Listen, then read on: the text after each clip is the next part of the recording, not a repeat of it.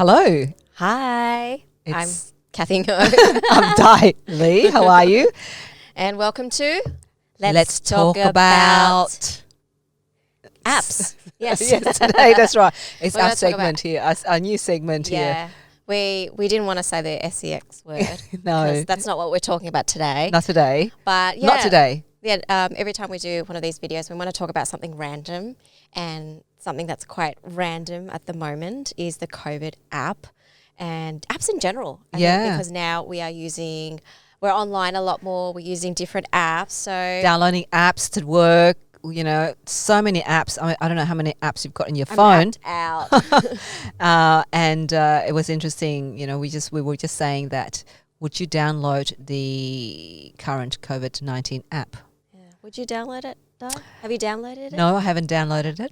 Yeah, I haven't downloaded. You said yet, so Yet. That's right. I said yet. But I know I've spoken to a couple of people, you know, the Southwest Entrepreneur Hub, the committee there. So one person has downloaded it. And from his perspective, it's basic. If he can help himself and help the community, why not? And he reckons it's not. It's Bluetooth and it's not GPS. Now that's tech stuff. I won't go there today, but it's got to do with transparency, who's collecting your data. But then everybody's collecting data nowadays. Yeah, it is. Like I haven't downloaded the app yet. Yeah, yet. Because I think we have to be really careful here not to be like irresponsible, but also at the same time, like I want to share my opinion and views on it as well. And we were discussing before that there's been a lot of government breaches in the past. So, for example, Centrelink released some data of some people, also asylum seekers. So there's a history of data breaches, and because there's this COVID app now which has just been developed in the last couple of weeks, it's a very, very short turnaround. I don't know, like this, I'm a very skeptic person. That's me. So what I'm going to do is I'm going to wait and see how it goes. And also because I'm practicing social distancing as well, I'm staying home to work. Besides right now, we are working. Yes, we are working. What we are practicing social distancing anyway. Correct, yeah. So I think it's just, I don't know, like for me, with anything besides apps, anything in my life, you know, I'm constantly weighing up the pros and the cons, and then... It's interesting, isn't it? Because while we talk about data privacy, data breaches, talking about you don't want to hand over your data to people and all that stuff, and yet we do download other apps that also collects data, such as I think was it last year or the year before with Facebook, the whole data. Release data breach there as well, and we actually, if we stop and think about it, we do hand over our personal details easily online nowadays. I'm sure many of you are on Facebook, are on Instagram, or on every other social media platforms that do collect our personal details. So it is quite interesting, isn't it? It's scary how much we are willing to give when we actually sit down and think about it. And whenever I update an app, you know how there's always a new terms and conditions. I don't read it. No one reads it. But I think the producer, the people who make those things know that we don't read it. Yeah, exactly. That's why they keep it like 20 pages or something. 100 pages long. Yeah. So we don't. And then, you know, once shit happens, then people are like, oh well, you signed the terms and conditions. You tick the tick box, so you're screwed. I think this COVID-19 pushing many of us and everybody actually globally, not just here, to online, to do everything just digitally as well. So that's gonna be trying to be productive.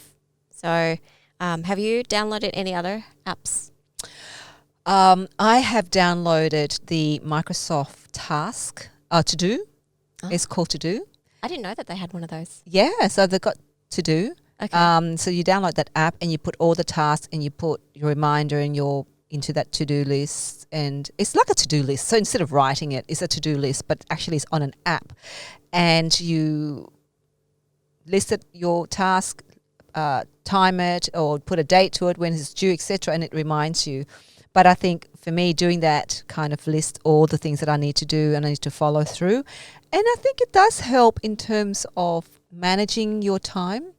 Because it syncs in with your diary, Yeah, I haven't synced. Outlook, isn't it? I did not sync that yet, so maybe I have to sync that. I just actually list it, Okay. but maybe I have to. That's Because I used my iPhone notes. oh So yes, you can do like bullet points, but it doesn't like send you a reminder or anything like that once Right. something is due. well this Microsoft thing it does. It sends you a reminder to say this is due if you put a date to it. Yeah. You know, if you actually put a date. So that's an app that I have downloaded recently. Obviously Trello. We're all using Trello. Yeah, I downloaded Trello as well, and also Slack. Yes, I Slack. always said to myself, I will never download Slack on my phone because I Yeah. don't want to bring like work home. But I mean, we are working from home Hey, now. I- So it's like, it just makes it easier. So I don't have to open up the computer, the laptop or whatever it is. Yes. It's just on my phone. And a lot of people are using it to make some video calls. Phone On calls. Slack? On Slack, yeah, you can Oh, do that. I didn't know Yeah. that. Actually, I don't think you can do video calls, but you can do phone calls. So if it's like a big team meeting, Right. then it makes it really easy if you are on the go. Can you believe it? I actually downloaded Slack, Trello, and Asana, another task management tool app, probably about 4 years ago, 3 to 4 years ago when they first came out. And of course, I never used them. And so it's interesting now, people are now using Trello more because Trello board is organizing tasks as well, organizing projects. Slack is also another organizing, It's more communication. communication, organizing your communication channels, who you communicate with and the topics, etc. I wish there was one platform. Bloody hell. So you have this app, Slack. I have not downloaded Asana, but I did sign up for Asana ages ago. So, but I'm hearing that they're coming, they're pushing for that as well. So there's a lot of apps sort of out there. I've also downloaded the Microsoft Team, which is another. It's like another Slack. But no, it's team meeting. It's like another Zoom. Yeah, you can do video calls in that one because That's right. Yeah, Microsoft. I don't have the app, but I use it on my laptop. Yeah. So it's on my laptop. That's right. Yeah, so you can download your laptop. But you're talking about the phone. You can actually also have that. And of course, everybody's now downloading Zoom onto your phone and to your laptop as well. So yeah. Oh, and I downloaded TikTok a few weeks ago. Oh, during yes. coronavirus. So I wouldn't say that's a productivity app. It is productive. It's productive in filling your time with some No, it's funny about content. it's about being for me I use that app to listen to music and dance and watching other people dancing because I love music and I love dance, so it's so that way to keep yourself fit, so I think That's a good. I never thought of it that way. I just thought of TikTok as more of something to, I guess, decompress.